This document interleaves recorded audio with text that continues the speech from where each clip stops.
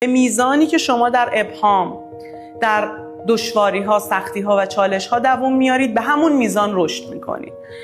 بارها و بارها به عنوان یه صاحب بیزینس اینو تجربه کردم که همه چی داره متلاشی میشه. اخباری میاد که تو یهو 10 پله میفتی عقب‌تر.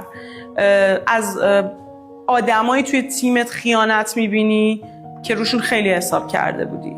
پولهایی رو از دست میدی که روشون برنامه‌ریزی کرده بودی. بیزنس همینه، کار همینه. کلاینتی برات سردرد میشه که نایس ترین و خیلی قشنگترین دیدار رو جلسه اول باهاش داشتی. همینه بیزنس.